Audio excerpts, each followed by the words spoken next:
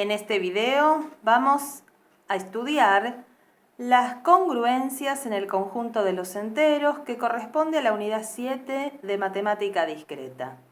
Esta es la primera parte de esta unidad. Repasaremos las congruencias, estudiaremos la función de Euler y algunos teoremas para poder después en la segunda parte resolver las ecuaciones en congruencia. Recordemos un poquito, la congruencia módulo n es una relación que se define en el conjunto de los enteros de esta manera. Un entero se relaciona con otro si y solo si el n, que es un número natural, es divisor de la diferencia entre a y b. Y esto justamente se representaba de esta manera, ¿no? En vez de poner r como una relación cualquiera, se ponían estas tres rayitas que se leen A es congruente con B módulo n, ¿sí? Aclaro entonces que n puede ser cualquier número natural. Nosotros habíamos estudiado esta relación cuando vimos justamente en la unidad 4 las relaciones de ¿qué? Vamos a ver las propiedades para que ustedes lo recuerden. Veamos, ¿es reflexiva esta relación? Para todo x entero, podemos decir que x menos x es 0. Esto nadie lo va a negar. Y si x menos x es 0, el 0 se puede escribir como 0 por n. Esto también es cierto. Por lo tanto, n divide a x menos x. Y si n divide a x menos x mirando esto, ¿sí? Es como que a y b ahora son ambos x. Nos permite, por esta definición, afirmar que el primero se relaciona con el segundo. En este caso, x va a estar relacionado con x. Es reflexiva. Ahora analicemos la simétrica. Si yo tengo dos elementos x e y, enteros, y voy a partir, fíjense lo que estoy poniendo acá, x relacionado con y. Veremos a dónde nos conduce. Si x se relaciona con y, por la definición, n divide a su diferencia. ¿Y esto qué significa? Que la diferencia, ustedes ya conocen lo que significa divide, ¿no? La diferencia de ellos tiene que ser n por un entero k. Ahora, ¿qué puedo hacer yo aquí? Puedo multiplicar por menos 1 ambos miembros. Si en el primero distribuimos el signo menos, ¿no? Menos x más y, que es lo mismo que escribir y menos x, y en el segundo asocio el menos 1 con este entero, sabemos que va a seguir siendo entero. ¿Por qué? Porque es el opuesto de uno que era entero. Con lo cual, ¿qué nos está quedando escrito? Que y menos x es igual a n por algo entero. Otra vez podemos decir que n divide a y menos x. Y si n divide a y menos x, y está relacionado con x. Por lo tanto, cumple la propiedad simétrica. Analicemos la transitiva. Si tenemos tres enteros x y z cualesquiera, y el primero se relaciona con el segundo y a su vez el segundo con el tercero, veamos qué podemos demostrar. Acá ponemos por definición lo que significa estar relacionado. Luego escribimos en forma de igualdad, ¿sí? X menos y es n por un k, e y menos z es n por otro entero, no tiene por qué ser el mismo, así que yo lo llamé t. ¿Y qué hago con estas dos igualdades? Las podemos sumar miembro a miembro. ¿Para qué? Para que en el primer miembro, ven que está menos y más y, lo podemos cancelar. Y nos va a quedar x menos z. Y en este vamos a sacar factor común n. Haciendo eso que les dije, ¿qué tenemos? Tenemos que la diferencia entre x menos z es n por algo que también es entero. ¿Por qué? Por ser suma de dos enteros. Quiere decir que n divide a x menos z. Y por lo tanto, x relacionada con z. Por haber cumplido estas tres propiedades, reflexiva, simétrica y transitiva, es una relación ¿de qué? De equivalencia, exactamente. Y como es una relación de equivalencia, ¿qué hace en el conjunto? Produce una partición. ¿Cómo serán las clases de equivalencia? Las clases de equivalencia, que ya también habíamos estudiado, esto estamos haciendo un repaso, se podían denotar con la rayita arriba si uno quería, eran todos los enteros, ¿sí? De la forma n por k más x. ¿Esto de dónde sale? Son los que están relacionados con el x, ¿sí? Y menos x tenía que ser nk, lo único que se hizo fue despejar la y pasando la x sumando. Y nosotros tomábamos como representantes, para poder nombrar una sola vez cada clase, de 0 a n menos 1. Eso es para poder escribir el conjunto cociente, ¿sí? El conjunto cociente estaba formado por n clases, que eran las clases residuales. Coincidían los representantes elegidos con los restos de dividir por n, ¿sí? Por ejemplo, ¿cómo era el Z3? Z3 estaba formado por 3 clases nada más.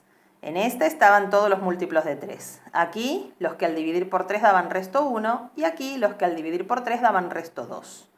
Con lo cual, por ejemplo, si yo quiero saber en qué clase está un entero, supongamos el 38, digo el 38 es un entero y en este caso está en la clase del 2. ¿Por qué? Porque al dividir 38 por 3, justamente, ven acá, el resto es 2. El 38 está aquí. Y lo mismo cualquier entero que se les ocurra va a estar en alguna de estas 3 clases. Bueno, habiendo hecho este repaso, vamos ahora a hacer un ejercicio. ¿Qué nos pide en este ejercicio? Indicar verdadero o falso. Aquí tenemos entonces 8 proposiciones para analizar. ¿Qué les parece a ustedes?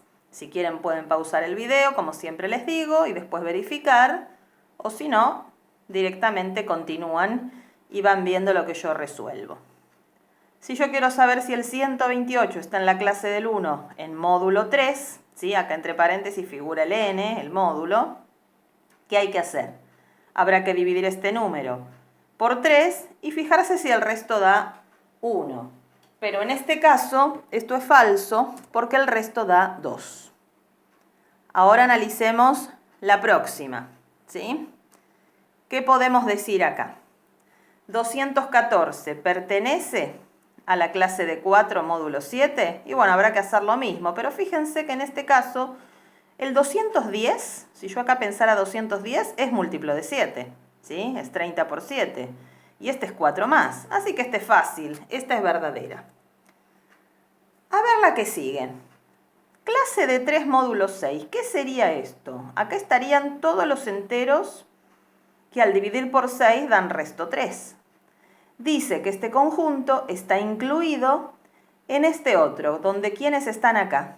Los que son múltiplos de 3. ¿A ustedes qué les parece? Si a un múltiplo de 6 yo le sumo 3, ¿eso me va a seguir dando múltiplo de 3? Sí, por supuesto. Esta es verdadera. ¿Qué pasa con la intersección entre dos clases de equivalencia de la misma relación? Ven que en ambos casos acá se trabaja con módulo 6. Ya sabíamos que son disjuntas, esto es cierto, porque lo conocemos del teorema fundamental, ¿sí? A ver estas, 128, ¿está en la clase de 0 módulo 4? ¿Esto qué significa? ¿Este es múltiplo de 4? Sí, es múltiplo de 4, esto es verdadero. ¿El 234 estará en la clase de 3 módulo 7? Miren, acá teníamos el 214 que sabíamos que estaba en la clase del 4, ¿no? Y este es 20 unidades mayor, con lo cual esto es cierto también. Ahora esta, la clase del 2 módulo 5, ¿será lo mismo que la del 4 módulo 10? Pensemos algún elemento que esté aquí. Por ejemplo, ¿quién está acá? El propio 2. El 2, ¿sí? El 7, el 12. En cambio, acá, ¿qué valores están? ¿Está el 7, por ejemplo, que yo recién nombré aquí? No, el 7 no está. Listo, ya con ese contraejemplo sabemos que esto es falso. Y la última, la intersección de estas dos clases, ¿sí? Ahí es clase de 2 también. ¿Es vacía? Porque en este caso habíamos dicho que sí, porque eran dos clases diferentes de la misma relación, pero acá estamos hablando de relaciones distintas. ¿Acaso no hay números que estén al mismo tiempo en la clase de 2 módulo 5 y en la de 3 módulo 4? ¿Qué pasa con el 7? El 7 está aquí y también 7 al dividir por 4 sobra 3, con lo cual esto no es vacío. Yo ya mostré que hay al menos un elemento. Bien, esto era para familiarizarnos un poquito con el tema de las clases de equivalencia en la congruencia módulo n. Ahora este otro ejercicio nos pide que demostremos, ¿sí?, esta propiedad. ¿Qué es lo que vamos a probar? Si A es congruente con B módulo n y C congruente con D módulo n, la suma A más C es congruente con B más D módulo n. Para probar esto, ahora sí lo voy a poner que antes había aparecido, voy a arrancar justamente del antecedente, ¿no? ¿Ven? Copié acá. Mi objetivo va a ser llegar a esto, pero como siempre les he dicho, no voy a poder afirmar esta tesis hasta el momento de haber llegado a ella. Así que, ¿con qué comienzo?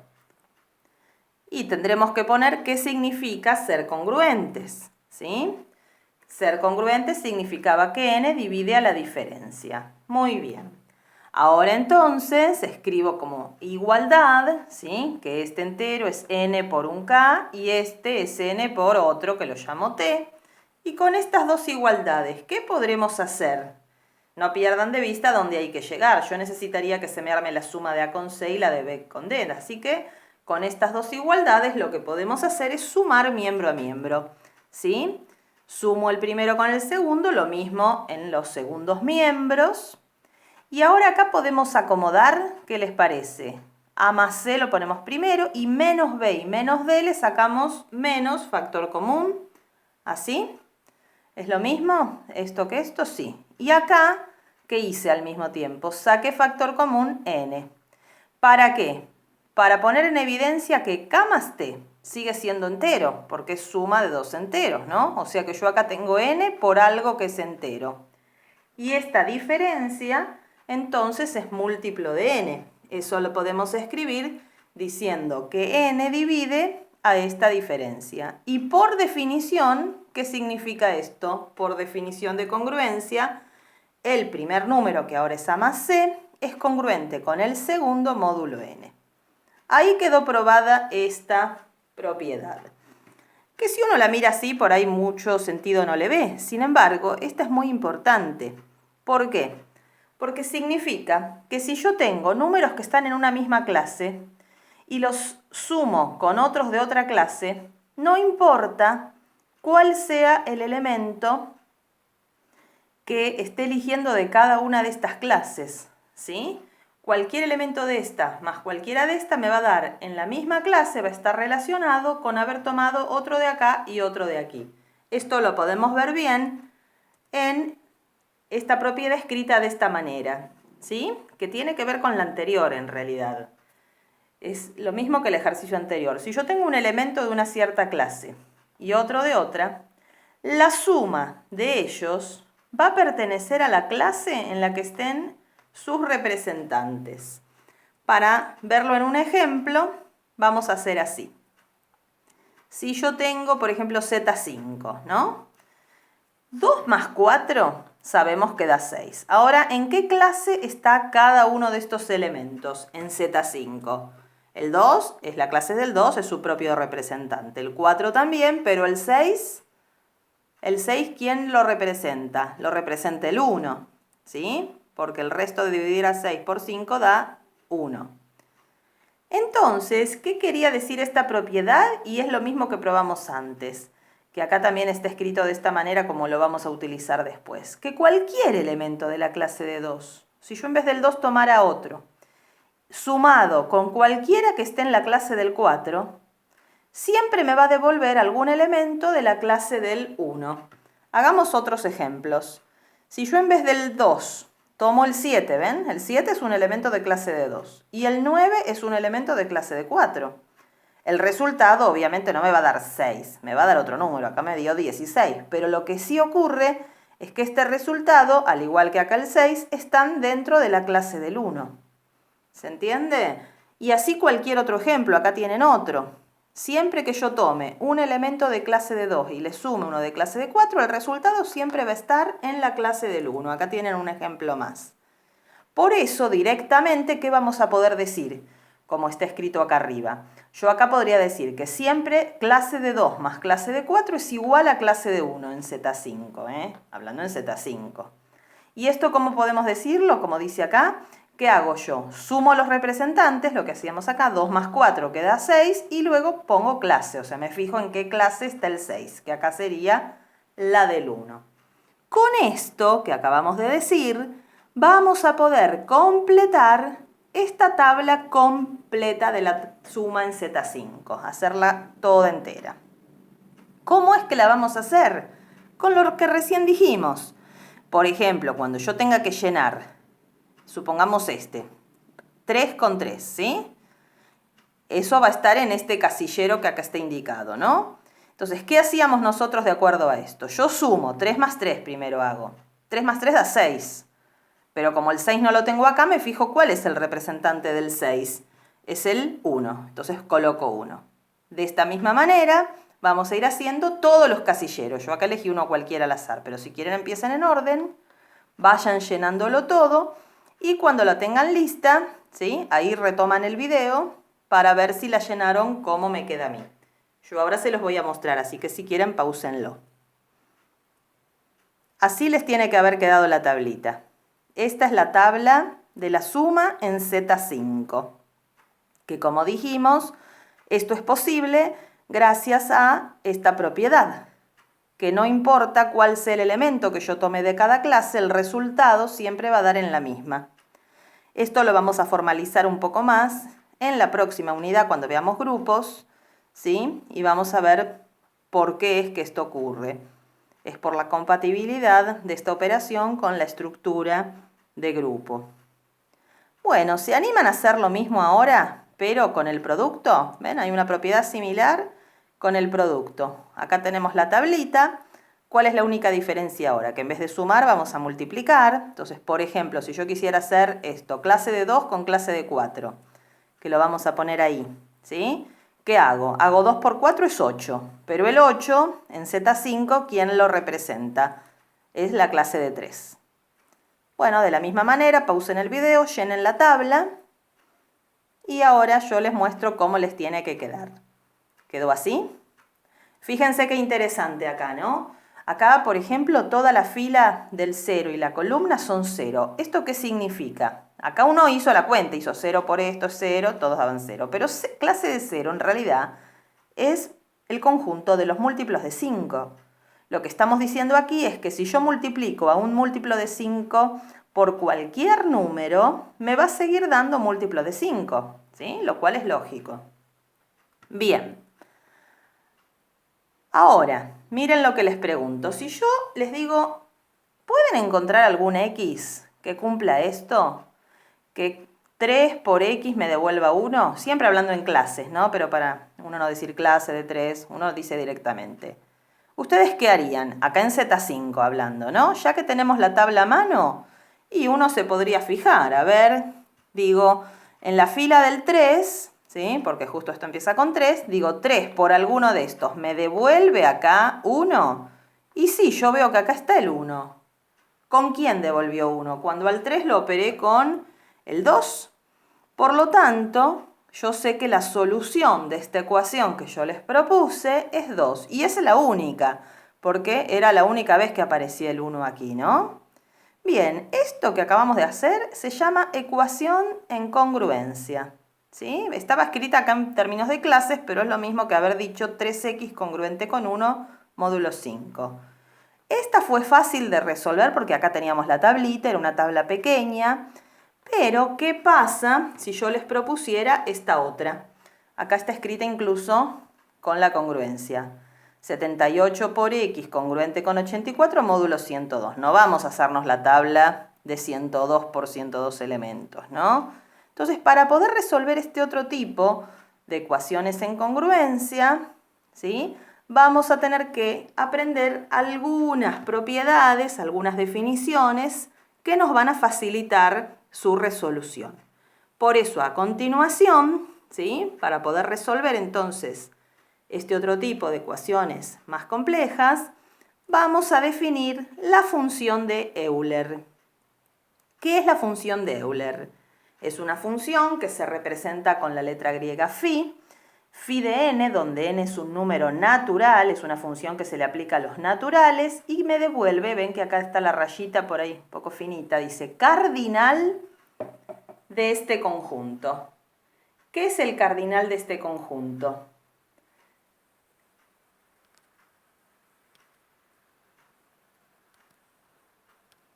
Cardinal era la cantidad de elementos, ¿no? Entonces acá dice, los números naturales menores que o iguales a n, cuyo máximo común divisor, se representaba así, sea 1. Es decir, los que sean coprimos, ¿sí? Los que sean coprimos. A ver, veamos algunos casos. Ahí está Leonhard Euler. Tenemos phi de 1. ¿Cuántos números naturales hay que sean menores o iguales que 1 y coprimos con el 1? Bueno, el único es el 1, ¿no? O sea que el cardinal de este conjunto es 1. La imagen de la función de Euler en 1 da 1. ¿Y en 2 cuánto dará? Otra vez ponemos la definición y acá también el único número que cumple es el 1, hay uno solo. ¿Qué pasa con el 3? Ponemos otra vez la definición, pero aquí hay dos números que cumplen con esto, ¿no? ¿Quiénes son? El 1 y el 2. Así que la imagen del 3 da 2.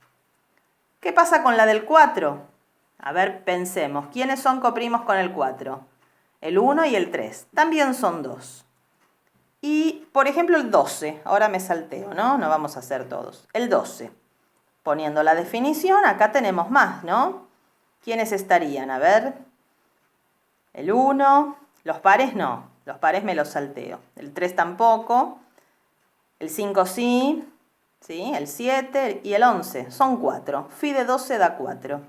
¿Y se animan a pensar phi de 15 ustedes? Ahí está la definición. Cuenten bien cuáles son todos los números menores o iguales que 15 que sean coprimos con el 15. A ver cuántos encontraron. Yo acá les pongo, tienen que haber encontrado todos estos, que en total son 8. Bueno, y así uno podría calcular phi de cualquier número.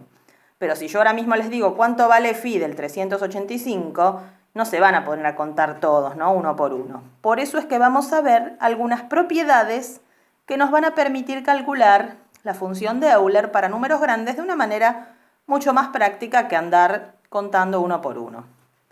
¿Cuáles son esas propiedades? La primera dice que si P es un número primo, la imagen de phi de Euler es el anterior. Lo cual es lógico, ¿sí? Porque un número primo justamente es coprimo con todos los anteriores. De los que habíamos hecho, habíamos visto la del 3, que daba 2, la del 5 nos había dado 4, esas las hicimos por definición, contando cada uno. Pero ahora, si nos preguntan directamente phi de 19, que es un número primo, ya vamos a responder directamente 18, ¿no? Bien, la segunda propiedad, miren lo que dice. Si n es un número natural y p es primo, me va a permitir calcular phi de un primo a la n de esta manera, haciendo el primo a la n por 1 menos 1 sobre p, o lo que es equivalente, si distribuimos un p para ahí, para el paréntesis, nos queda p a la n menos 1 por p menos 1. Son equivalentes. ¿Vemos un ejemplo? Si a mí me piden calcular phi del 343, que eso es 7 al cubo, ¿no? Phi de 343 es 7 al cubo.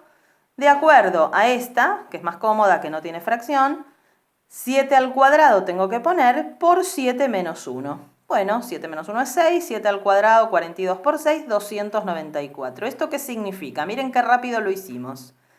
Si no, ¿qué tendríamos que haber hecho? De todos los números, ir revisando uno por uno, desde el 1, 2, 3 hasta el 343, fijarnos cuáles eran coprimos y cuáles no con el 343. Hubiera sido un trabajo bárbaro. Pero gracias a esta propiedad, de esos 343 números, 294 son coprimos. Fíjense, la mayoría, ¿no? Qué interesante.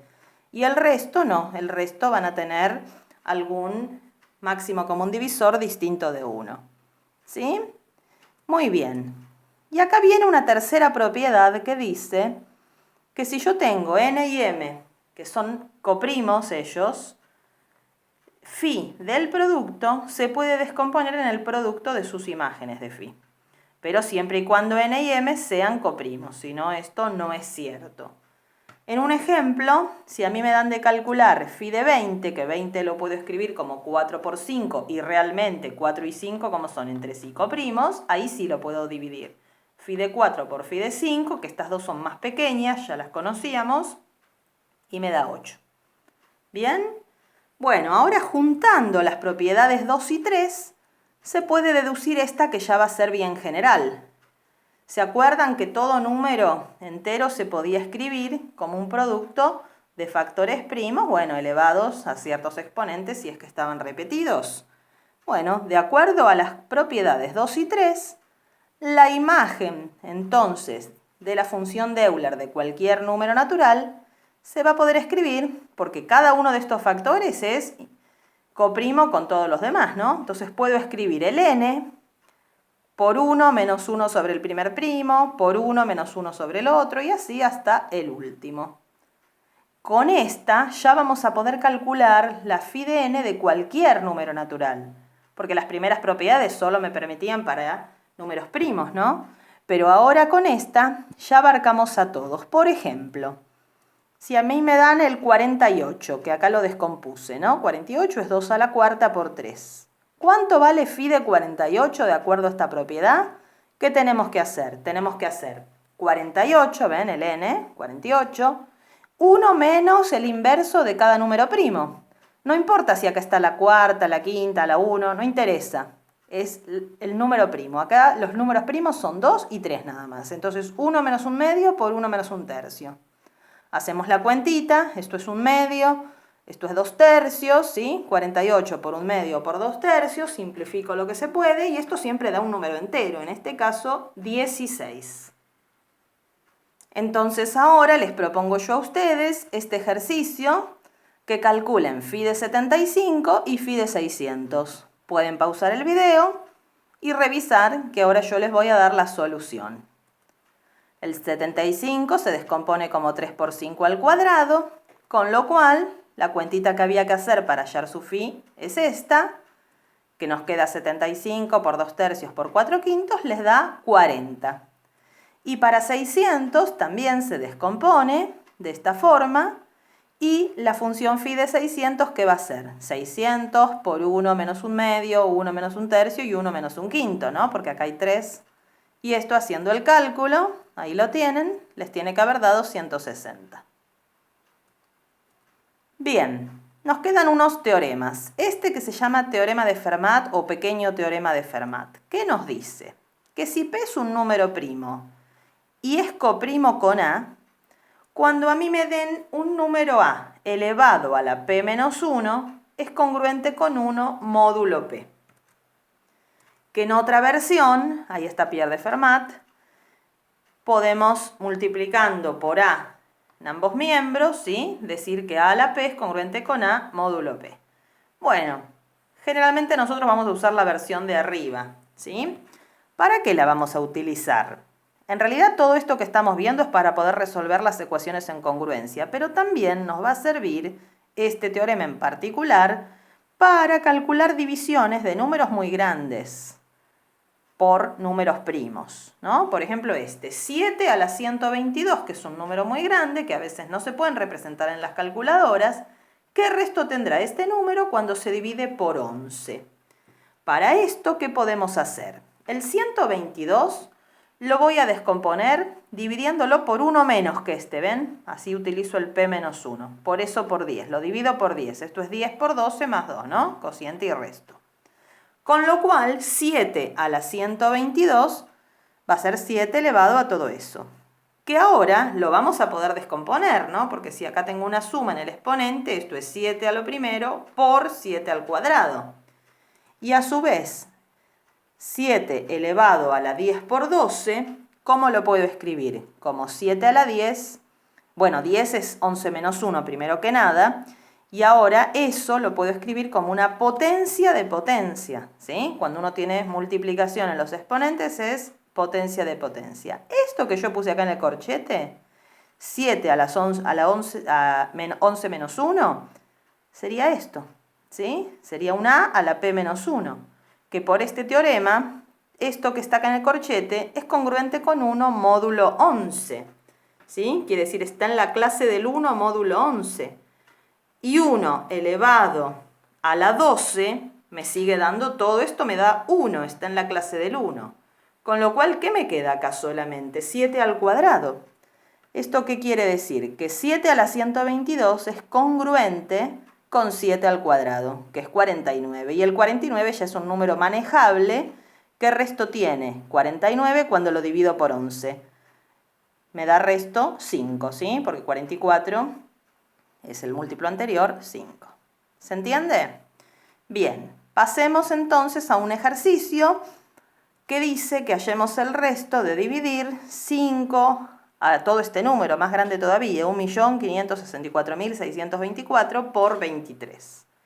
Obviamente que si yo quiero hacer esta cuenta en la calculadora, ven que ahí la puse, al darle Enter aparece Infinity. En algunas dice desbordamiento, overflow, error matemático, o sea, se escapa, es un número muy grande. Por eso es que lo tenemos que hacer con el teorema de Fermat. A ver entonces, empezando de nuevo. Descomponemos este número, ¿sí? ¿Pero por cuánto? Lo divido por 22, ¿eh? Recuerden siempre 1 menos que este, ahí lo tenemos el teorema. P menos 1 necesito. Entonces descompongo 22 por algo más un resto. Lo escribo de esta manera. ¿Y qué sabemos aquí? Que 5 a la 22 es congruente con 1 en módulo 23. Y 1 elevado a la 71.119 también.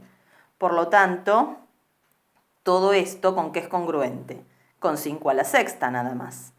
Que este ya es un número más manejable, ¿sí? Es este, 15.625, esto sí se puede representar. Y pueden ustedes ver que el resto que tiene al dividir por 23 es 8. Por lo tanto, el número grandote que nos dieron también, por ser congruente a este. Bien, y ahora el ejercicio 6 que les dejo para pensar a ustedes, porque es muy interesante, miren qué lindo, hay que decir si esto es verdadero o falso. Les voy a dar una pista si quieren. Podrían ustedes, ¿no?, separar los dos términos, a uno llamarlo X, al otro Y, y demostrar que el primero pueden demostrar que es congruente con 5 y el otro con 2. Con lo cual entonces esto va a ser cierto, ¿sí? Así que a pensar, cualquier cosa después me consultan en los foros. Así ahora terminamos con un teorema que se llama teorema de Euler-Fermat, que ¿para qué nos va a servir? Nos va a servir para cuando los números no sean primos. Por ejemplo, si a mí me piden calcular esto, donde el 21 no es primo, ¿ven? Antes no podíamos usar el otro teorema porque solamente servía para los primos, pero este sí. La única condición es que el máximo común divisor entre A y N sea 1, que en este caso, entre 8 y 21, sí lo es. Entonces vamos a usarlo de manera parecida a la anterior, ¿sí? Primero calculo phi de 21, que por ejemplo yo acá la calculé de esta manera, 3 por 7 es 21, lo puedo separar, da 12. Entonces, 8 a la phi de 21, que sería 8 a la 12, sabemos que es congruente con 1 módulo 21, ¿sí? Esto es lo que nos dice el teorema. ¿Cómo lo voy a usar para calcular este número grandote? Bueno, a este número lo vamos a dividir por 12. Lo escribo de esta forma, como potencia de potencia y producto de potencia de igual base.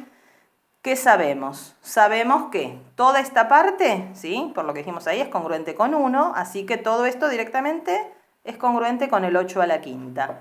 Y 8 a la quinta sí es un número ya más manejable. Igual si uno quiere lo puede ir descomponer en más pequeño, si no tiene a mano una calculadora y lo hace a mano. Con lo cual me queda que 8 a la quinta es congruente con 8. O sea que la respuesta es que el resto de dividir a este número tan grandote por 21 es 8. ¿Sí? ¿Sí? Entonces seguimos en el próximo video, donde vamos a resolver, como les adelanté, las ecuaciones lineales de congruencias. Nos vemos.